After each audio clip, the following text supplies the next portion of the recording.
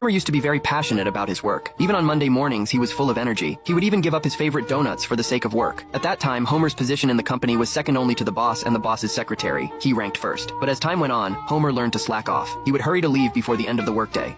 Who do you think you're fooling? Sometimes the most important person to fool is yourself.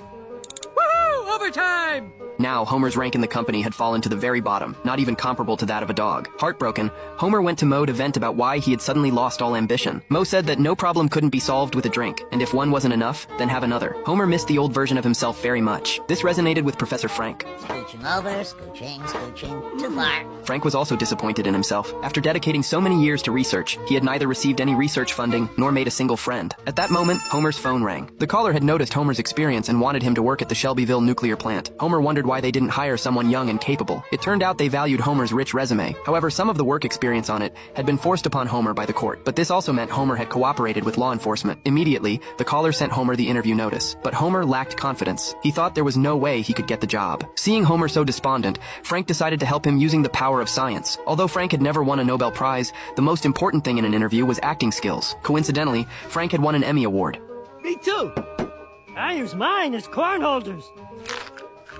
Homer was fully prepared. He turned on the fill light and joined the interview meeting. Unexpectedly, there was another candidate, a woman named Spivak, who held a PhD. The boss highly valued her, so he intended to quickly go through the process with Homer. Fortunately, with Frank's help nearby, Homer was able to answer smoothly. The boss was instantly impressed with him and asked Homer to start work the next day.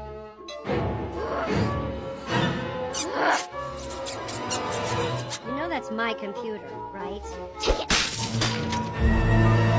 Although Homer had been hired, he couldn't handle the work on his own. Frank couldn't bear Homer's whining, so he reluctantly agreed to help him on the job. No, not all my job. Like my March Madness bracket, I'll handle that. The next day, Homer submitted his resignation application. This was already the 691st time he had tried to resign. Smithers skillfully helped Homer fill out the form. Then Homer went to Frank. Frank gave him a pair of remote control glasses so he could assist Homer in real time. The next day, Homer reported to the new workplace. The boss gave him a brief introduction. The work environment was excellent. For employees' physical and mental health, the boss had specially provided sleeping chairs. Homer personally tested the chair and found it extremely comfortable. Here, not only were the employee meals free, but there was also a dedicated massage therapist. This was truly Homer's dream paradise. Finally, the boss took Homer to his office, and Spivak, the PhD, became Homer's assistant. Hey, you're the lady who thought she was gonna get the job. No hard feelings? Well, certainly not to your face. I'm sensing something beneath that remark. After returning home, Marge showed concern for Homer, asking if there were any problems he couldn't handle. There was nothing you couldn't handle.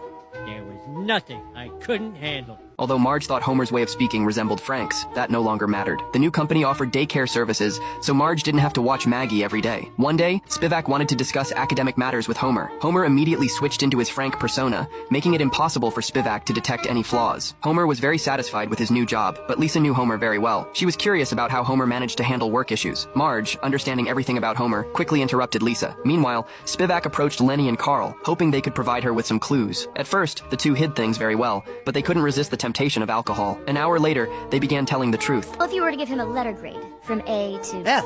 No. Z. No, we're gonna need a bigger alphabet. Spivak already had an answer in mind, and everything turned out exactly as she suspected. She searched Homer's workstation and eventually found the technological glasses. Oh, Homer, do you happen to remember the atomic mass of uranium? Oh, that's frightfully easy. That's 238.02891 U. I don't know who you are, but your cheating enabled this donut-eating day drunk to steal a job he can't do. Shame. Shame! Seeing that the secret was exposed, Frank intercepted Homer when he returned home. But Homer, who had finally secured a good job without thinking too much, was not about to give it up so easily. Frander even considered stepping in to mediate. Oh, shut up, Flanders. Ooh, that's good. I like that. Shut up, Flanders!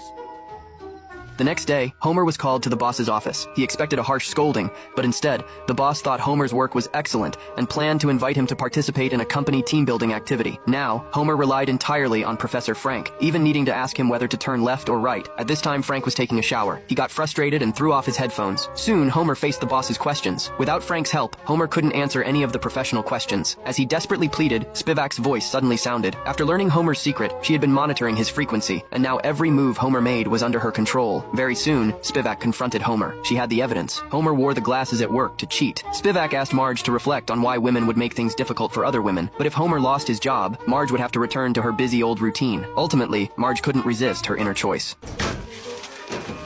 Homer, tell the truth. Homer confessed to deceiving others. Unexpectedly, this struck a chord with everyone present. All of them had deceived people at some point. I can't work for you another day. Homer, no. Don't try to talk me out of it with your icy charm. I was saying no because you're skiing over a cliff. Stop. Go back. I'm begging you. Do I still have health insurance? Cancelled 1 minute ago. Nobody call an ambulance! Go! Go! Stay! Go! Go! Go! Not again! Go! Stay! Go! Go! In the end, Homer returned to the Springfield nuclear power plant. This was his 691st request to be reinstated. Although Smithers was reluctant, the procedure had to be followed. Welcome back, Simpson. Don't bug me, I'm on a break.